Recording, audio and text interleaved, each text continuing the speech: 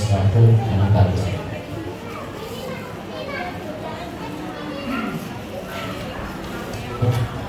Sebelum saya berdiri, Assalamualaikum warahmatullahi wabarakatuh.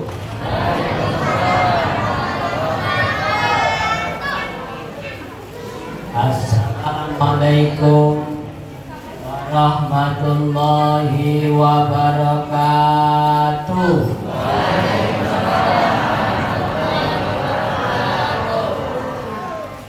Masih belum semua yang di luar. Sekali lagi itu ya. Assalamualaikum warahmatullahi wabarakatuh.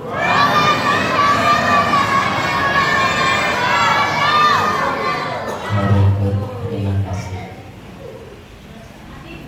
Bismillahirrahmanirrahim. Alhamdulillahirabbil alamin. Wassalatu wassalamu ala asyrafil anbiya'i wal mursalin wa ala alihi wa ashabihi ajma'in. Qala Allah ta'ala fil Qur'anil Karim, a'udzu billahi minasy syaithanir rajim.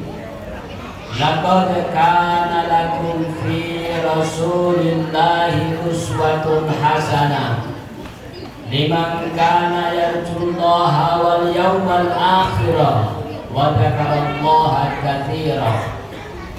Qala Nabi sallallahu alaihi wasallam, man ra'a minkum munkaran falyughayyirhu bi yadihi, fa in lam yastati fa bi lisanihi, fa in lam yastati fa bi qalbihi, dzalika ad'aful iman.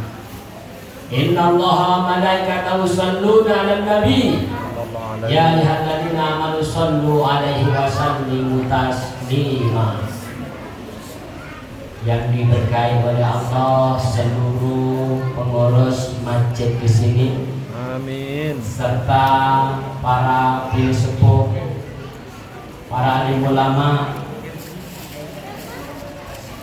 Bapak RT, seluruh bapak-bapak, semoga Allah SWT selalu memberkahi kita semuanya, amin. Wal khusus ibu-ibunya yang sudah mempersiapkan sehingga terjadi pada hari ini yang luar biasa, dan adik-adikku yang cantik-cantik serta yang ganteng-ganteng, semoga Allah SWT selalu memberkahi kalian semuanya sehingga kalian kedepannya akan menjadi orang yang hebat, orang yang luar biasa. Alhamdulillah, kita bersyukur kepada Allah pada hari ini. Kalau tidak salah sudah 3 tahun Pak ya, libur tidak mengadakan acara maulid Pak ya. Dan alhamdulillah kita bersyukur pada hari ini kita bisa mengadakan acara maulid, yang mana bulan ini memang bulan yang luar biasa, bulan yang diberkahi. Jadi saya keliling isi maulid ini Pak, dengan cinta kita kepada beliau Rasulullah Sallallahu Alaihi Wasallam, menggunakan potensi jasa dia kita, potensi fikih keilmuan kita, potensi malia kita demi cintanya kita kepada Rasulullah Sallallahu Alaihi Wasallam. Semoga kita semua nanti dikumpulkan bersama beliau Rasulullah Sallallahu Alaihi Wasallam, amin.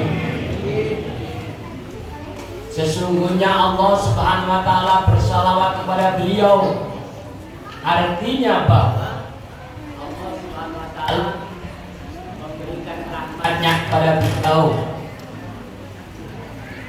dan para malaikat juga bersalawat kepada beliau. Artinya bahwa malaikat mendoakan kepada beliau, wahai orang-orang yang beriman, yang cinta kepada Rasulullah Sallallahu Alaihi Wasallam, sallallahu alaihi. Lakukanlah kalian bersolawat kepada beliau Rasulullah sallallahu alaihi wasallam. Sallallahu alaihi. Yang biasa solawat diangkat kemuliaannya, dihapus dosanya, dan hidupnya diberkahi oleh Allah Subhanahu wa taala. Para jamaah sekalian yang dirahmati Allah, 12 Rabiul Awal lahirlah Nabi kita. Di bulan ini 12 Rabiul Awal lahirnya Nabi kita ada 3 peristiwa besar. Peristiwa pertama adalah lahirnya beliau Rasulullah Sallallahu Alaihi Wasallam pada tengah malam hari Senin. Peristiwa yang kedua adalah peristiwa di mana beliau Rasulullah SAW diangkat menjadi seorang pemimpin di kota Madinah sehingga membebaskan manusia dari kesyirikan tingkat dunia. Dan yang ketiga yaitu meninggalnya beliau pada hari Senin. Ini adalah pelajaran yang luar biasa bagi kita. Dan ada satu lagi, ketika lahirnya Nabi kita, api di Persia yang sudah ribuan tahun disembah sama orang sana, karena berkat nur cahaya beliau Rasulullah SAW, tiba-tiba api itu langsung padam. Itulah lahirnya beliau Rasulullah Sallallahu Alaihi Wasallam. Para jamaah sekalian yang dirahmati Allah, luar biasa memang kalau kita membaca tarikh beliau. Ketika beliau lahir, sebelum lahirnya pun ada peristiwa besar. Peristiwa apa itu Pak Ustaz? Peristiwa di mana ada orang yang zalim, ada orang yang serakah rakus bintama. Siapakah orang itu? Dia itulah namanya tentara Abraha. Mungkin pernah dengar tentara Abraha? Tentara Abraha ini adalah tentara yang tidak terkalahkan di Timur Tengah. Pada waktu malam dia membaca kitabnya. Nanti kalau ada nabi yang baru, maka kiblatnya akan menghadap ke arah kiblat, bukan ke timur. Dan yang diperkirakan dia adalah Ka'bah. Maka itu solusi yang harus dilakukan sama tentara Abraha, Ka'bah ini harus dibongkar. Kenapa Ka'bah itu harus dibongkar? Karena dia ingat bahwa Ka'bah itu dulu pernah hilang selama 20 tahun tidak ada Ka'bah. Bahkan Hajar Aswad itu yang waktu saya umroh tahun 2014, haji tahun 2017 kemarin, ketika saya lihat batu Hajar Aswad itu sudah pecah-pecah menjadi 7 dan sekarang dilem, dipernis sama Kerajaan Arab Saudi. Itulah yang kita datangi. Raja Abraha ini terinspirasi dari pengalaman kaum Qurmud ketika menghancurkan Ka'bah. Setelah itu Hajar Aswad diangkat hilang selama 20 tahun. Dan inilah inspirasi tentara Abraha ini, maka dia punya keinginan ingin menghancurkan Ka'bah. Setelah itu dikumpulkanlah anak buahnya, tentara-tentaranya. Setelah itu dipersiapkan tentunya bawa tali, bawa macam-macam, gunanya adalah untuk peruntukan Ka'bah. Ternyata ketika Raja Abraha bersama pasukannya itu sudah mendekati Ka'bah, di situ ada lembah. Tiba-tiba langsung Allah Subhanahu wa taala memerintahkan tentaranya. Apakah itu tentara Allah? Tentara Allah itu dari hewan, dari manusia, dari jin. Yang diutus oleh Allah Subhanahu wa taala adalah tentara burung ababil yang diabadikan oleh Allah Subhanahu wa taala dalam Al-Qur'an yang setiap hari kita baca. Dan bunyinya adik-adik sama-sama. A'udzu billahi minasyaitonir rajim. Bismillahirrahmanirrahim. Alam taro kaifa rabbuka bi ashabil fil. Alam yaj'al kaidahum fi tadlil. Wa arsala alaihim tayran ababil tarmihim bijaratin min sijil wa ja'alahum ka'asfin ma'kul. Alhamdulillah hafal semuanya. Dari bapak-bapaknya ini juga harus hafal Pak ya. Untuk apa? Siapa tahu nanti kalian jadi imam itu yang dipakai. Alam taro, apakah kamu tidak melihat bagaimana Tuhanmu telah berbuat terhadap pasukan bergajah? Bukankah Dia telah menjadikan tipu daya mereka kesia-siaan? Lalu Allah SWT memanggil burung ababil, tarmihim bihijarotin, membawa batu, lalu dilemparkan ke gajah-gajah bersama pasukan tentara Abraha. Mereka bolong-bolong seperti daun yang dimakan ular. Dari kerutuan itu diabadikan dalam Al-Quran, sekaligus Allah SWT memvonis 10 manusia yang apabila dia masuk neraka maka dia tidak akan keluar lagi. Siapakah itu diantaranya? Termasuk Abu Lahab, Abu Jahal, Qarun, Haman, Fir'aun, Ar-Rijal, sahabat Nabi yang masuk neraka giginya sebesar gunung Uhud. Musailamah al-Kadzdzab itu termasuk diabadikan dalam Al-Quran, dan kita sendiri kaum muslimin tidak boleh memakai nama-nama mereka. Jadi dihancurkan oleh Allah SWT. Setelah itu beliau pas lahir, pada waktu itu langsung sujud. Beda sama kita Pak. Kalau kita dulu pas lahir kita langsung nangis.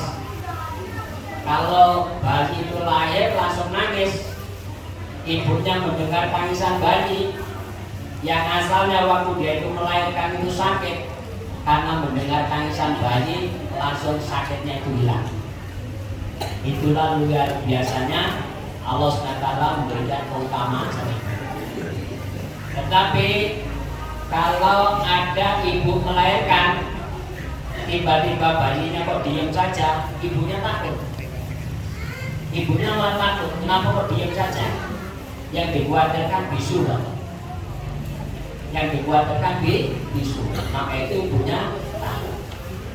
Kenapa dia nangis? Kita itu kok nangis? Karena sama setan kali pusat kita itu ditusuk.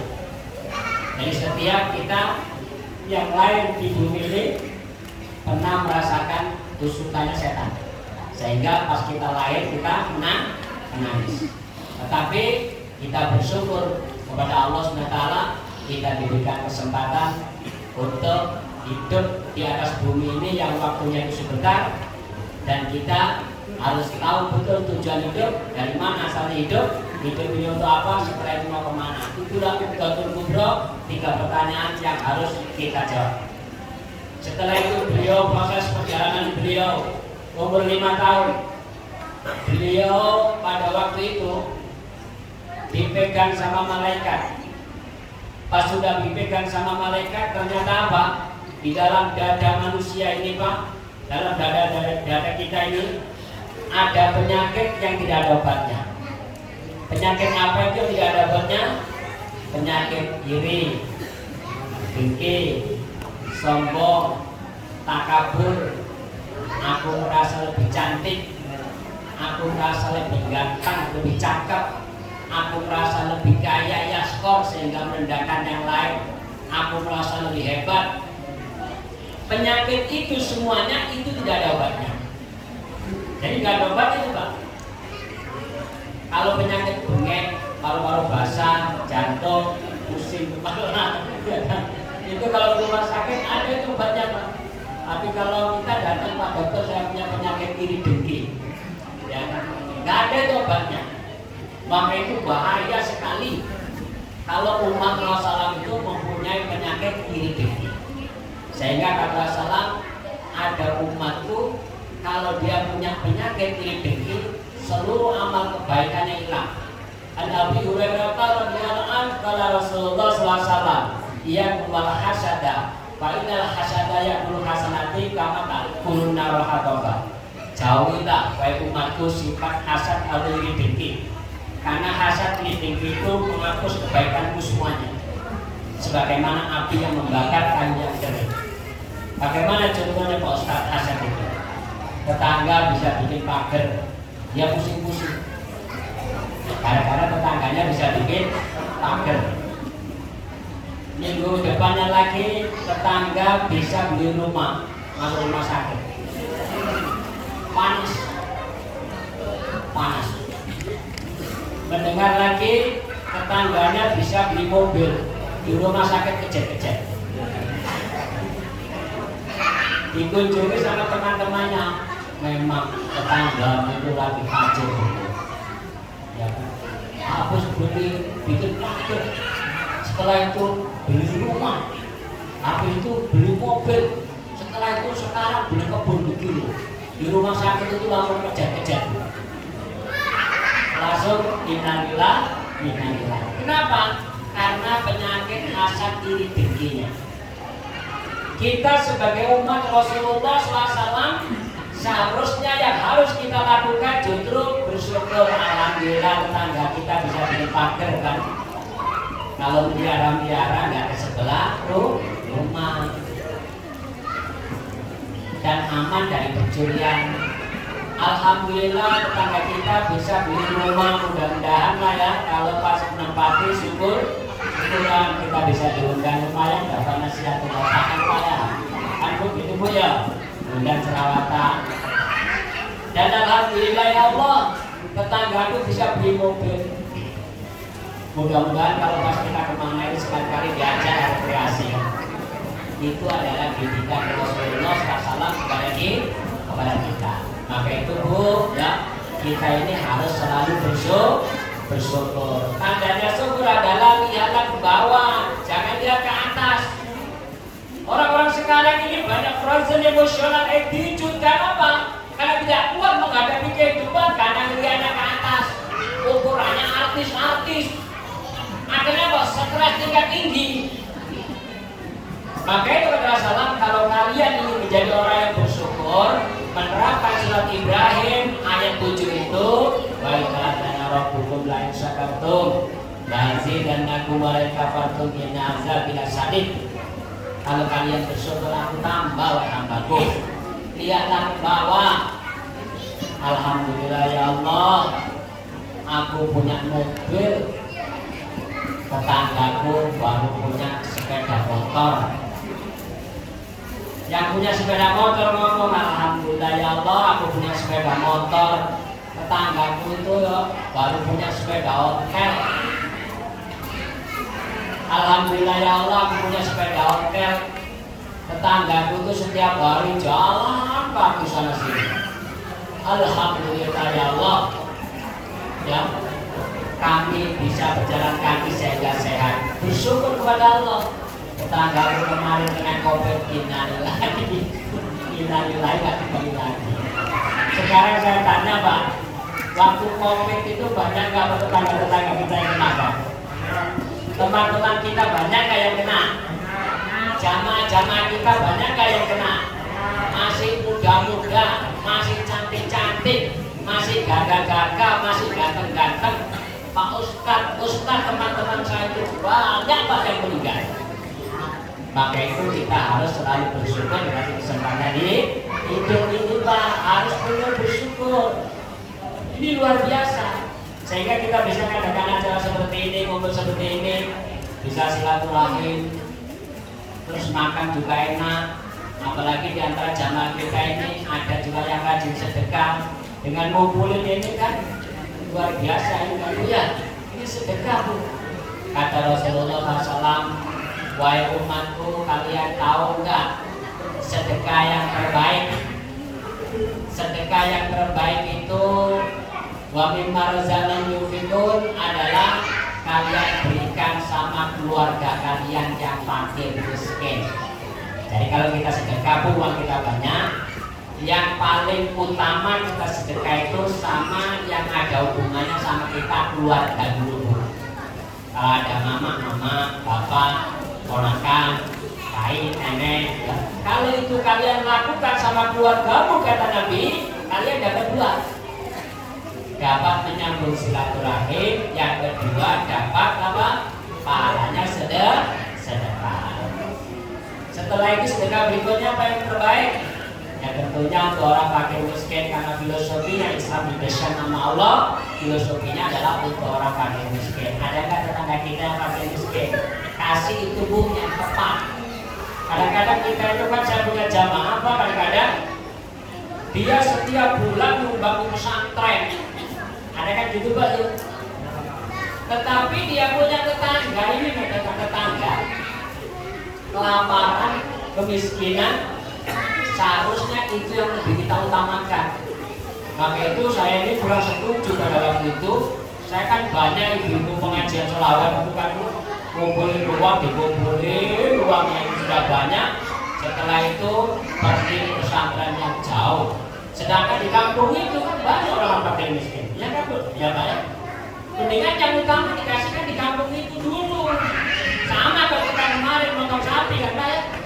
Kalau motong sapi utamakan warga sini dulu diselesaikan. Kalau memang nanti ada lebih baru keluar kan gitu. Jadi utamakan. Karena sekarang itu kan banyak begini. Saya sebagai pengurus Dewan Masjid bagian sesi dakwah di utara ini ada 120 masjid. Saya perhatikan itu masyarakat itu, kenapa kok masyarakat potong sapi sendiri, kok sedekah sendiri? Iya Pak Ustadz, karena kalau masjid itu potong sapi kadang-kadang aku nggak dapat daging. Akhirnya apa? Di RT-nya potong sendiri Pak. Artinya apa? Kepercayaan itu kurang. Alasannya kok benar juga. Coba Pak Ustadz, saya kalau pas mau ini diundang, disuruh nyumbang nasi kotak, disuruh milokan juga diundang suruh nasi kotak. Giliran masjid motong sapi saya nggak dapat. Ya kan? Masuk akal nggak ini? Masuk akal kan? Saya nggak dapat. Maka itu mending aku motong sendiri. Maka di sini pesan saya bagi kita semuanya, baik sedekah daging atau sedekah tadi, maka lebih kita utamakan keluarga kita. Setelah itu masyarakat sekitar kita, adakah anak yatim juga? Ya. Setelah itu juga kalau ada musafir itu juga kita bisa berikan. Itulah yang dicontohkan oleh beliau Rasulullah Shallallahu Alaihi Wasallam. Setelah itu beliau meneruskan perjalanannya. Ternyata apa? Ternyata beliau waktu tadi didatangi malaikat tadi dibersihkan dadanya. Setelah itu diisi 3 iman, ilmu, dan hikmah. Iman, ilmu, dan hikmah penting ini. Jadi kita harus dikuatkan keimanannya, dikuatkan ilmu fikihnya, supaya apa? Supaya mereka-mereka ini akan menghadapi yang bukan jalan kita. Mereka tidak dikasih sayap sama Allah, tetapi dengan ilmunya nanti dia terbang lebih tinggi daripada burung. Mereka sama Allah tidak dikasih insan, tetapi dengan ilmunya nanti dia menyelam ke dasar lautan, dia lebih dalam daripada ikan. Itulah filosofinya manusia. Itu kemarin itu ketika para profesor di Jepang itu mengumpulkan, diteliti pendidikan seluruh dunia. Ternyata apa? Pendidikan seluruh dunia itu pendidikan yang terbaik adalah pendidikan yang dilakukan oleh Rasulullah SAW. Artinya apa? Artinya pendidikan yang ada keterkaitannya sama masjid. Berarti maksudnya pesantren. Kenapa begitu? Karena beliau Rasulullah ketika beliau itu ngomong, orang yang cerdas itu, orang yang pintar itu, orang yang punya pemikiran amik yang mendalam itu, orang yang punya pemikiran mustahilun yang cemerlang itu adalah menggunakan kecerdasan intelektualnya, menggunakan jasa dianya badannya, menggunakan maliannya, itu semua semuanya dipakai untuk akhirat. Itulah orang yang cerdas. Jadi pendidikan kita harus didesain sesuai dengan Islam sehingga dia bisa menciptakan lapangan pekerjaan.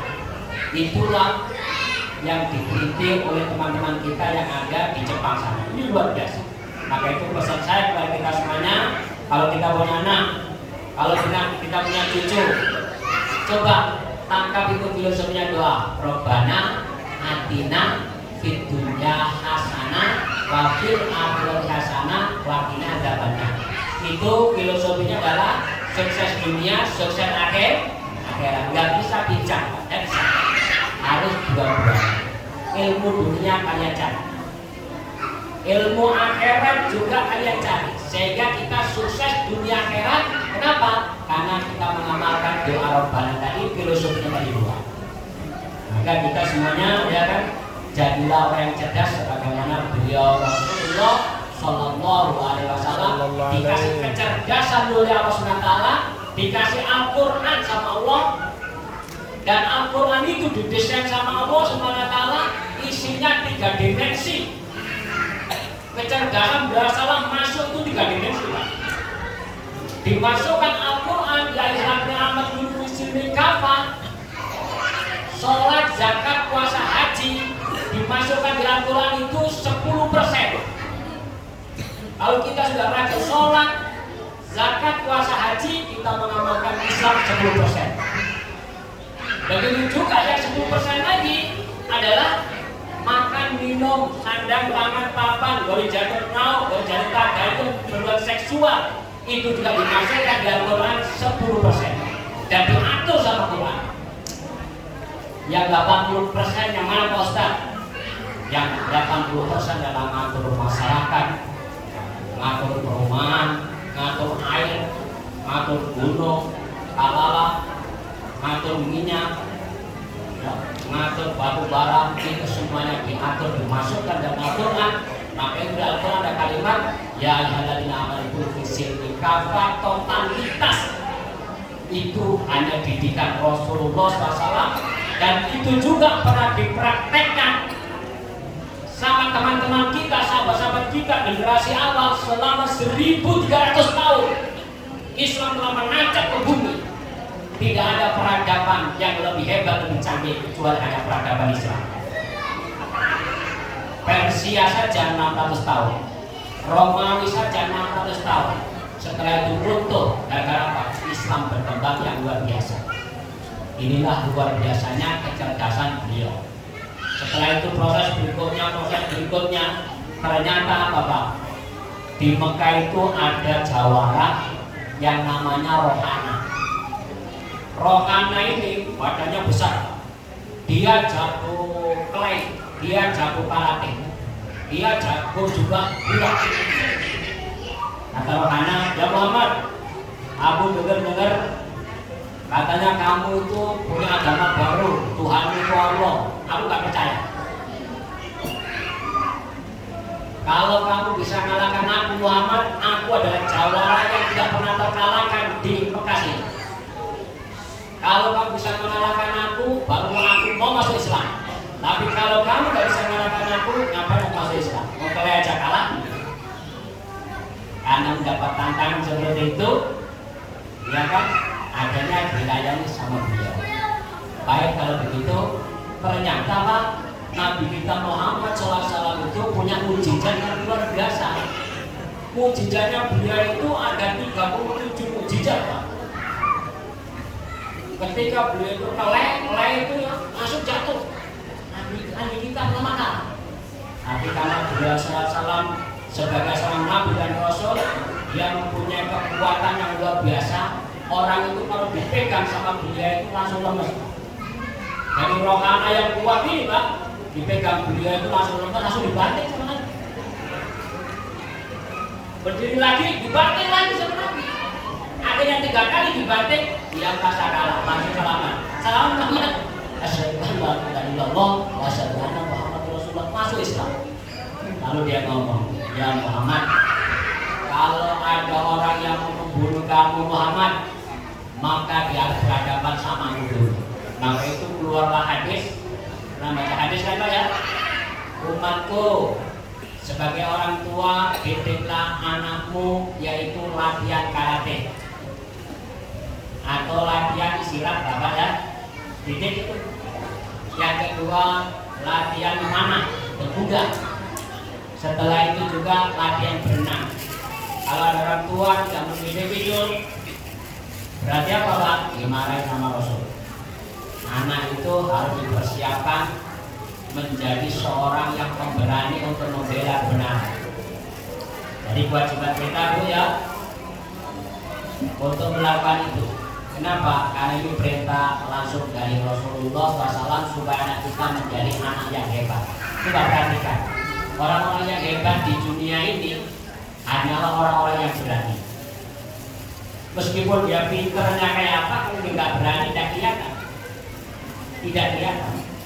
Tetapi kalau dia sudah pinter dan berani, maka dia akan menjadi calon pemimpin besar, dan itu diperlukan. Sebagaimana yang dilakukan oleh saudara kita yang dari Sulawesi itu luar biasa.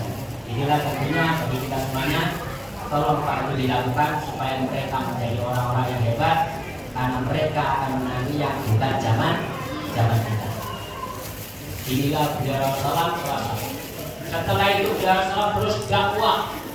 Kata beliau Rasulullah, aku dakwah ini berat terasa penderitaanku, sengsara.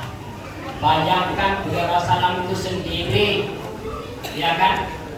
Di Jazirah Arabia itu banyak orang Nasrani, Yahudi, Majusi.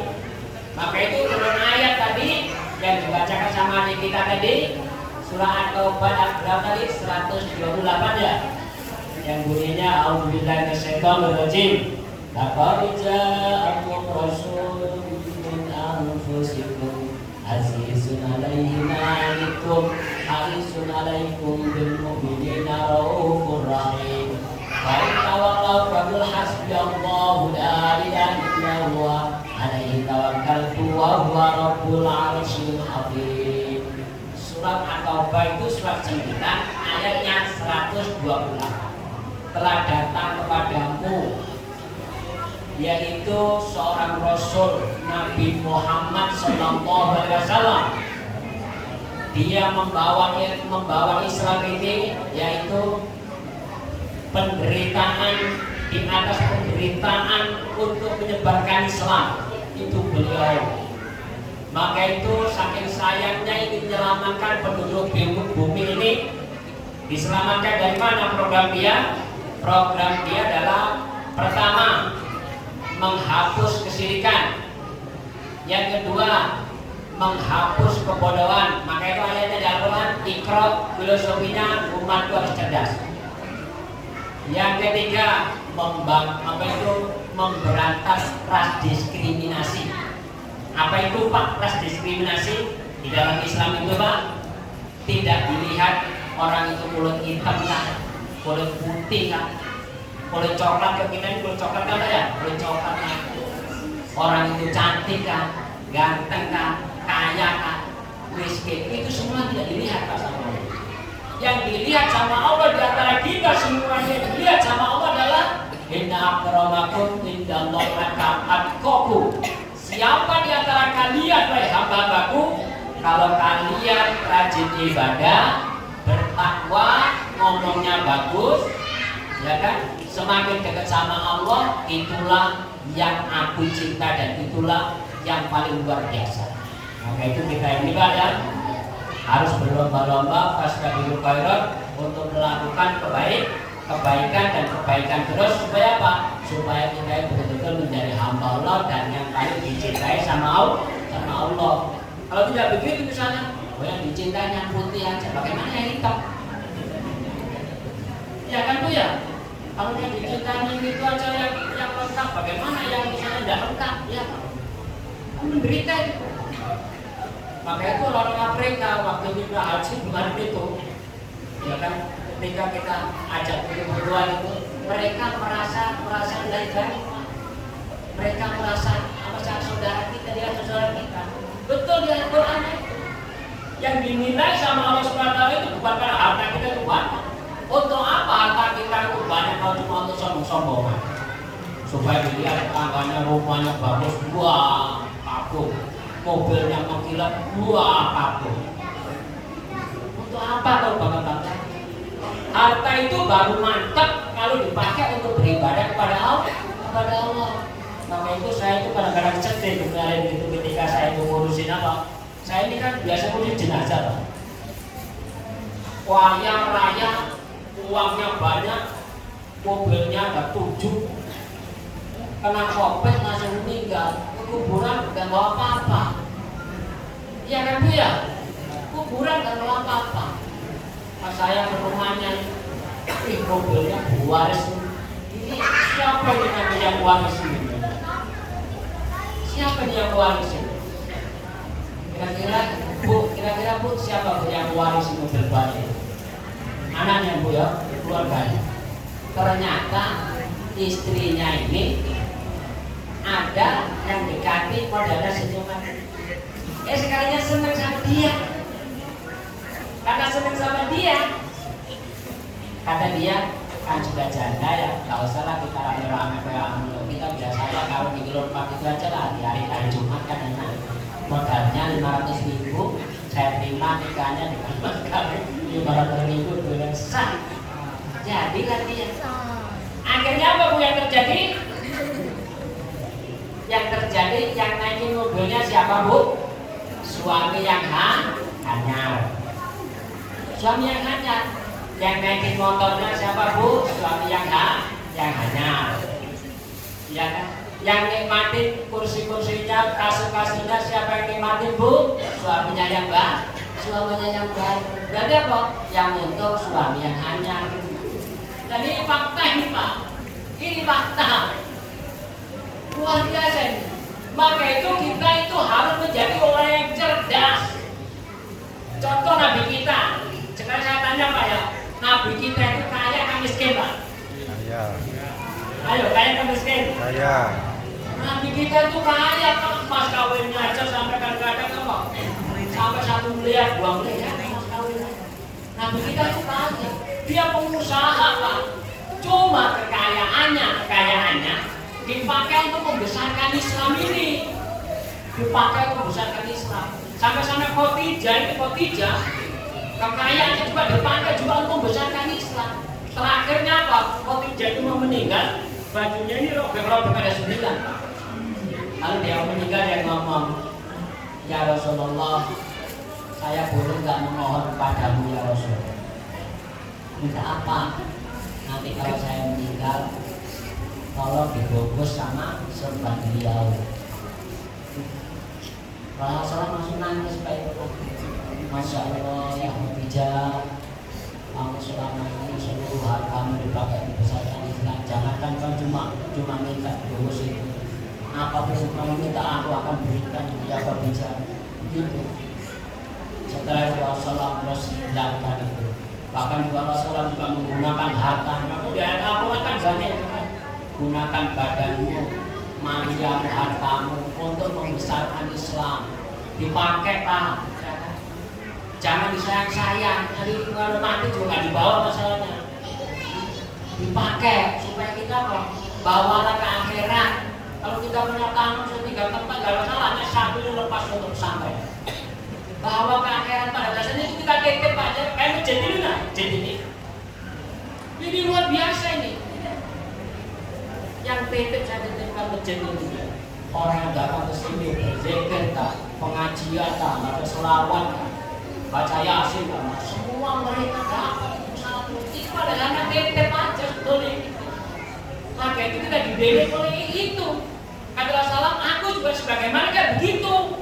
Ikuti aku, kata Rasulullah. Maka itu ketika Rasulullah itu meninggal, Rasulullah itu tidak meninggalkan apa-apa.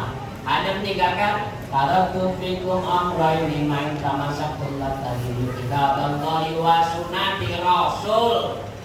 Ya umatku, aku meninggal tidak meninggalkan harta. Sudah habis hartaku sudah untuk membesarkan Islam.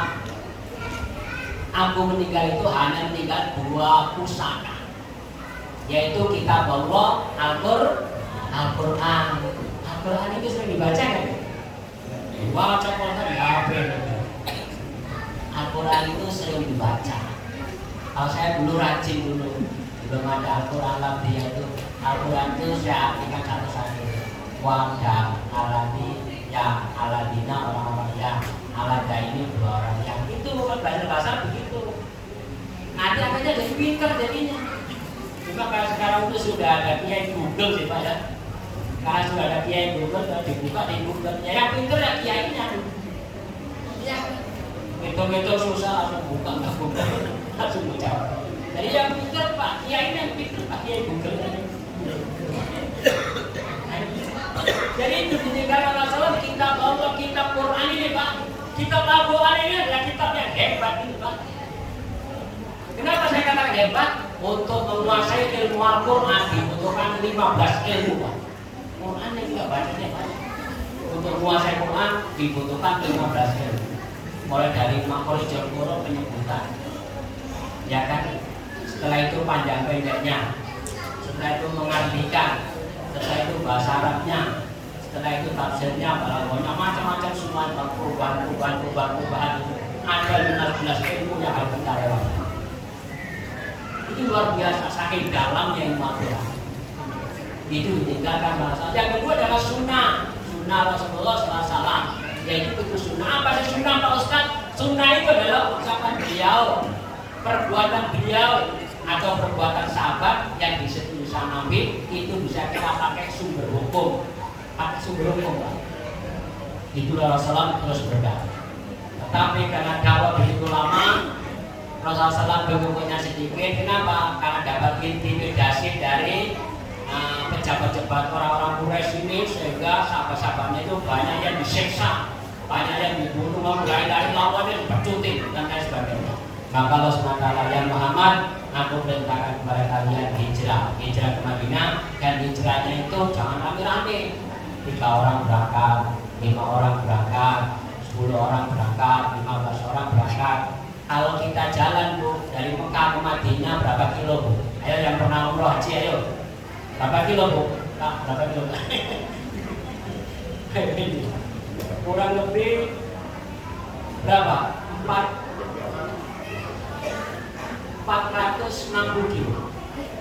Kalau naik bis itu kita naik bis dari Madinah, dari Bilal terus ke sana itu kurang lebih 8 jam. Kalau jalan kaki Rasulullah itu melewati utara itu kurang lebih 40 hari. Rasulullah itu jalan kaki. Masya Allah Pak, gurun pasir itu kalau panas sampai mengupaskan kulit.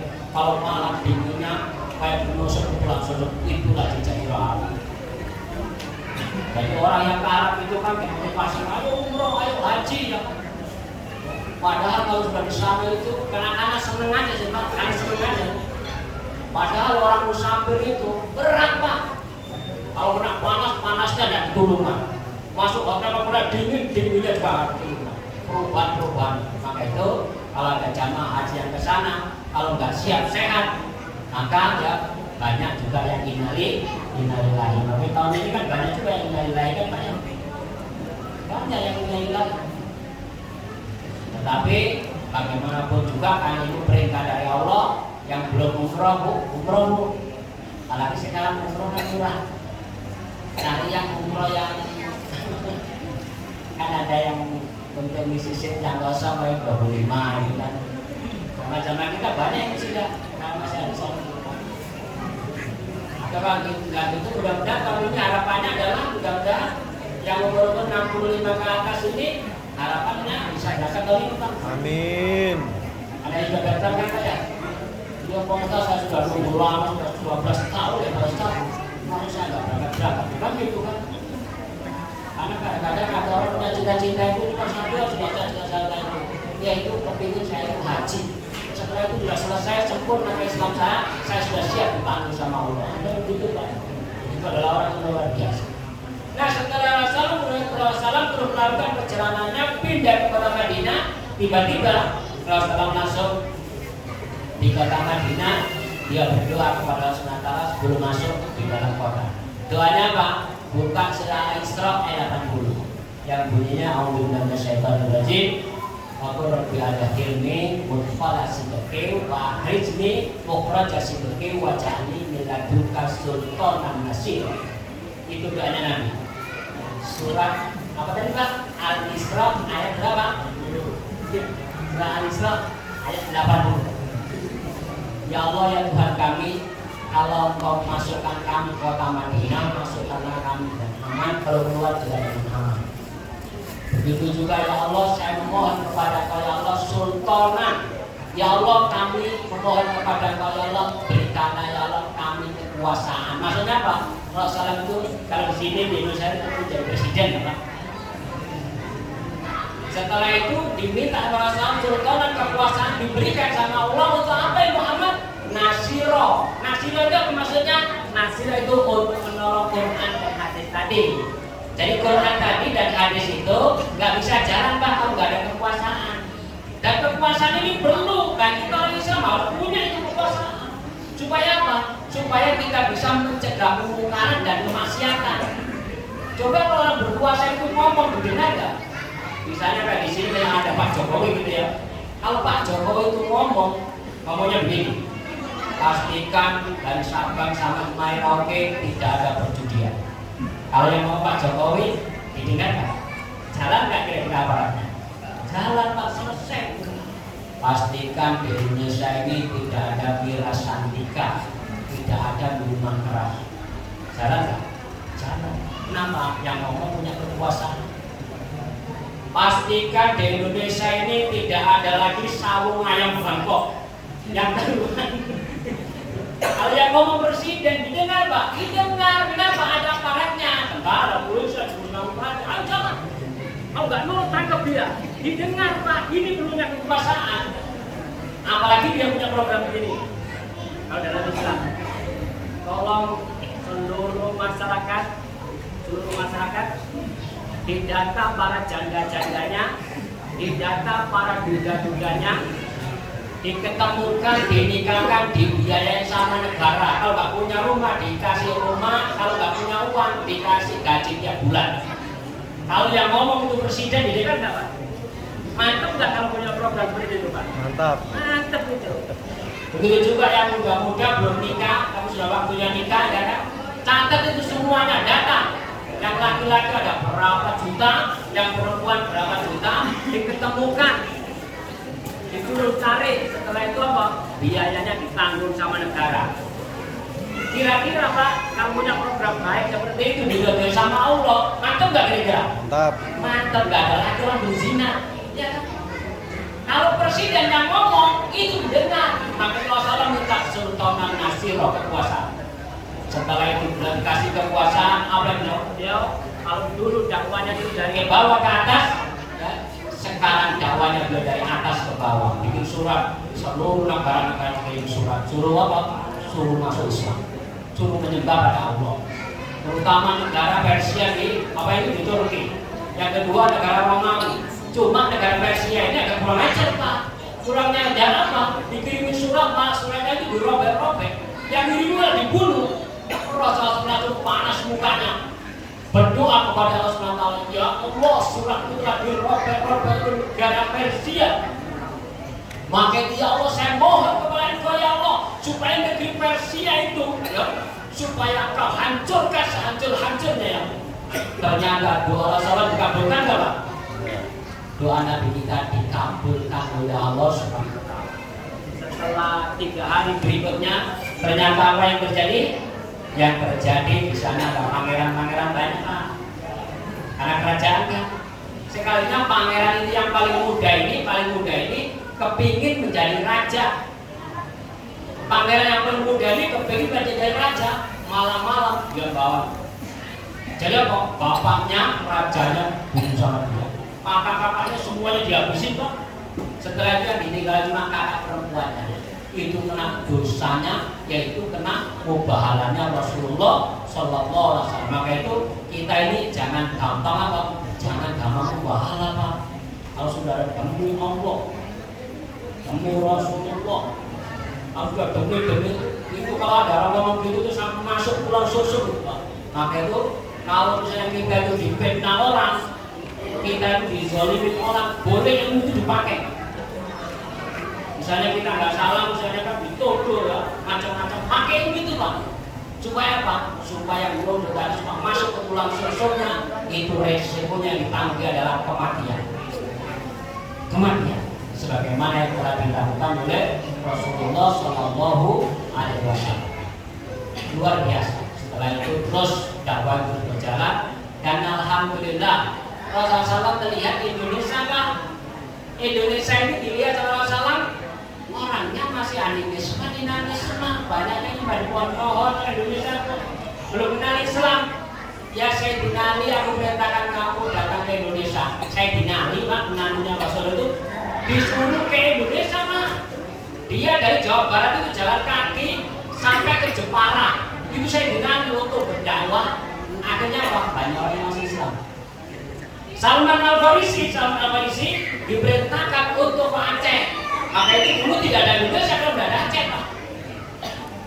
Jadi Islam sudah duluan. Ya, alhamdulillah akhirnya apa? Datuk dilanjutkan oleh wali-wali dan seterusnya. Akhirnya sampai kita sekarang kita menjadi warga Muslim, kita menjadi seorang Muslim. Coba kalau nggak ada beliau, nggak ada dakwah mereka, ya nggak tahu Pak kita masih Islam atau masih apa kan mereka. Makanya kita itu bersyukur sekali jadi Muslim. Inadina dalam Islam yang diatur Islam ini hanyalah Islam, hanya Islam Pak. Dan kita bersyukur kita itu dimuliakan sama Allah. Coba ibu kan dimuliakan sama Allah. Kenapa? Dituruh dalam surah Al-An'amnya kan disuruh pakai apa? Pakai jilbab. Ya kan disuruh dibungkus badannya. Ya kan? Ini kan dimuliakan sama Allah. Ibu-ibu ya kata Rasulullah SAW ya kan pakai itu supaya apa? Orang yang pakai itu maka dijaga para malaikat ya kan. Setelah itu apa? Dimuliakan sama Allah, diangkat derajatnya ibu-ibu dengan berpakaian itu Pak. Setelah itu juga apa? Kalau ibu-ibu punya suaminya meninggal, tolong ya jangan sampai kalian langsung nikah, nunggu dulu 4 bulan 10 hari sudah bersih, bau suaminya sudah tidak ada, baru dalam Islam diperintahkan untuk nikah lagi dan apa? Yang ketiga apa? Sudah 4 bulan 10 hari. Jangan suaminya baru meninggal seminggu sudah lagi dijual. Ini menyalahi syariat ini, nggak boleh punya, nggak boleh. Nggak boleh, kenapa? Yang dikhawatirkan di sininya ini masih ada apanya Bu? Dan hasilnya tidak gajinya. Yang dikhawatirkan selama. Makanya dalam Islam diatur supaya apa? 4 bulan 10 hari. Setelah itu mau nikah nggak apa-apa. Tapi kalau kita sudah kebelet datang, ya harus tahan dulu. Ini syariat ini. Jadi gitu. Maka itu dimuliakan sama Allah. Artinya apa? Orang Islam itu ibu-ibunya perempuan itu disucikan sama Allah. Sampai-sampai misalnya ada laki-laki ini kan kalau belum nikah jangan nikah. Karena anak muda mungkin jangan dipegangi Pak. Kenapa? Kalau dipegangi bahaya gini nih. Nggak boleh sama Allah melarang pegangi anaknya belum nikah. Tetapi kalau nanti sudah saya terima nikahnya dengan mas kawin 100.000 rupiah, 100.000 ya, boleh sudah dipegang, kalau dibuka-buka apa-apa. Kenapa? Karena sudah diizinkan sama Allah. Begitu juga bapaknya gitu Pak ya. Kalau dia janda-janda itu ya itu deketin aja. Ya nggak apa-apa. Kan itu diperintahkan sama Allah. Tapi kalau belum saya jangan macam-macam. Kenapa? Sanksinya berat. Inilah Islam mengatur dengan itu juga bapaknya juga berpakaiannya juga alhamdulillah luar biasa ya. Kalau masjid usahakan kalau masjid itu pakaiannya pakaian yang suci bersih yang sesuai dengan muslimah bukan lupa ya. Sehingga kita mendekatkan diri kepada Allah Subhanahu wa taala luar biasa. Pada yang dirahmati Allah, jadi akhirnya ujungnya adalah di bulan Rabiul Awal adalah kematian beliau. Jadi isinya tadi apa? Lahirnya beliau. Yang kedua apa tadi yang kedua? Yang kedua yaitu menerima kekuasaan tadi sudah sampaikan. Yang ketiga matinya beliau. Kalau nafsu dari kabul maut buka Al-Qur'annya surah Al-Ikhlas 185. Setiap kalian nanti pasti akan mati. Saya mati, bapak-bapak mati, ibu-ibu mati, adik-adik mati, semua nanti akan mati. Pertanyaannya adalah apakah kita sudah siap nggak kira-kira? Sudah siap kira-kira? Jangan Pak Ustaz, aku belum banyak pahlaku, saya masih senang banyak dosa Pak Ustaz, jangan. Pak Ustaz ada di luar, jangan dulu. Pak Ustaz masih banyak manfaatnya. Mati ini pasti Bu. Mati ini pasti. Karena mati ini pasti, pesan saya kepada kita semuanya, tolong Pak ya, jangan menzalimi istri.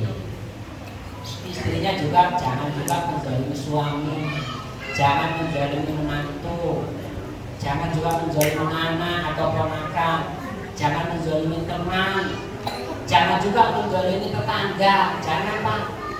Jangan menzalimi tetangga, karena Nabi, kalau kalian menzalimi tetangga, tahu gak risikonya kamu? Tahu gak risikonya kamu? Nanti di akhirat kamu gak punya tangan, gak punya kaki, akan melosot sama perut kamu. Kenapa? Karena dulu kamu musuhan terus sama tetangga. Jadi kalau saya pesan Nabi adalah baik-baik sama tetangga, Bu, ya Bu ya, baik-baik sama tetangga. Kalau masak, dibanyakin kuahnya Bu. Kalau ini bagi-bagi. Kita kasih sebelah kanan, kita kasih sebelah kiri. Terus juga yang dikasih juga apa? Kalau kamu bisa balas, kamu kasih juga. Tetapi kalau kamu nggak bisa balas ngasihnya sepadan seperti itu, maka doakan dia. Jadi kalau kita dikasih orang, maka kita mengucapkan alhamdulillah, terima kasih. Kalau kita tidak balas itu, maka kita doakan dia. Semoga hidupnya diberkahi oleh Allah SWT. Setelah itu apa? Terus juga tadi kenapa tidak berbuat zalim? Karena kata Rasulullah, kalau yang berbuat zalim itu yang dikhawatirkan apa? Nanti matinya susah, nazarnya itu susah Pak. Ya dari ibu jawab dikhawatirkan apa? Nazarnya nanti bangkit sama malaikat sampai 4 kali nazar dia. Saya kan sering Pak undang orang itu, Pak Ustaz ini Pak Ustaz kasihan, sudah seminggu megap-megap Pak Ustaz, gimana nih solusinya Pak Ustaz? Udah begitu kan Pak? Maka tenang. Ini suasana ini gak khusus. Kumpulkan menantu-menantunya, kumpulkan anak-anaknya semuanya. Setelah itu mati dia. Solusinya adalah kata Rasulullah, lagi membacakan Yasin. Orang seperti ini solusinya harus dibacakan ya Yasin, bacakan Yasin Pak. Yasin itu 2 pilihannya. Dua juga baca Yasin kan ya. Yang pertama kata Allah SWT, kalau diberikan kesembuhan, kesehatan, mudah-mudahan cepat sembuh dan sehat. Kalau memang dia itu disayang sama Allah, mudah-mudahan meninggalnya yaitu husnul khotimah. Jangan kayak kemarin orang main bola, sholat zuhur enggak, sholat asar enggak, sholat maghrib enggak, ya kan? Sholat isya enggak, terus mati. Kita ngomongnya itu husnul khotimah, itu salah sasaran. Yang husnul khotimah itu kan orang di akhirnya baik kan Pak? Alhamdulillah kalau kita pas sholat meninggal atau pas acara yang silaturahmi meninggal, itu husnul khotimah. Ada terakhirnya tadi baca yaitu zikir, terus itu husnul khotimah. Atau kalau Rasulullah ajari dia lagi membaca bunda ilaha illallah, ajari la ilaha illallah. Kami mandara ilaha illallah itu kalimat berat. Jadi nalkin itu Pak, nalkin itu adalah orang sebelum mati. Jadi dibisikin, Mas baca la ilaha illallah. Bacanya juga jangan juga cepet-cepet Mbak. Nggak boleh. Nalkin itu bukan begitu. Cukup diingatkan aja. Itu cuma gara-gara kenal orang Jawa, saya punya tetangga ngomongnya apa waktu nalkin. Mbak nyebut Mbak. Akhirnya ngomongnya apa ya? But. Nanti dia salah yang ngajari. Dari terakhirnya kamu but ya Mbak. Ya. Maksudnya nyebut itu baca la ilaha illallah atau subhanallah apa yang lain itu loh. Tapi karena ngomongnya nyebut dia nggak ngerti apa itu nyebut. Itu nggak buta hijau itu. Dari kalimat adalah zikir dia la ilaha illallah. Setelah itu jam 3 pulang, langsung kalau matanya terbalik Bu, yang sering kan matanya kembali ke atas, itu sudah dekat. Kenapa? Karena aku mengikuti aliran mata itu. Kembali ke atas itu mata putih, dia langsung nikah. Setelah itu sudah nonton dunia. Maka bacakan selawat disebut kebaikannya sudah kembali. Sudah begitu, ya kan? Dibuka ini semuanya, dibuka, diseka, maka di sebelah kanan begini. Itu juga kakinya maksudnya, maka posisi arahnya apa? Kepalanya pada arah kiblat, kepalanya terus sana. ini kakinya. Itu kalau kita lakukan seperti itu, maka itu harus kita lakukan. Nah, setelah itu sebelum kebaikannya itu dulu bagi yang kasih apa? Jangan ngobrol cekakaan Pak ya. Ngobrol kesusahan, ngobrol politik, ngobrol sepak bola. Jadi ketika masih kesusahan, ketika juga kesulitan. Nah, itu suasana itu. Nah, setelah itu kita kewajiban untuk taziah itu 3 hari Pak ya. Taziah itu 3 hari dalam hadis. Inilah ya yang disampaikan oleh Salaf sekali untuk mengambil pelajaran dari lahirnya beliau, menerima kekuasaan beliau, kekuasaan itu perlu, dan yang ketiga meninggalnya beliau meninggal pada hari Senin, tidak dikuburkan. Setelah itu hari Selasa beliau juga tidak dikuburkan. Ya beliau meninggal yaitu dikuburkan pas hari Rabu. Jadi 3 hari. Kenapa ini kalau ditunda-tunda padahal perintahnya dalam hadisnya adalah kalau ada orang meninggal maka segera dia bernikah. Kalau dia baik supaya kemanen. Kalau dia buruk supaya juga terpilah. Begitu juga kalau kau punya utang segera lunasi. Begitu juga kalau punya anak perempuan sudah gede-gede waktunya nikah maka nikahkan segera. Supaya apa? Takut nanti kalau dia berbuat maksiat atau zina maka ibunya berdosa utama. Maka itulah perintah dari Rasul. Mungkin barangkali ini yang dapat kami sampaikan sebagai oleh-oleh bagi kita semuanya. Bila ada yang lebihnya mohon maaf. Mari kita berdoa kepada Allah Subhanahu wa taala.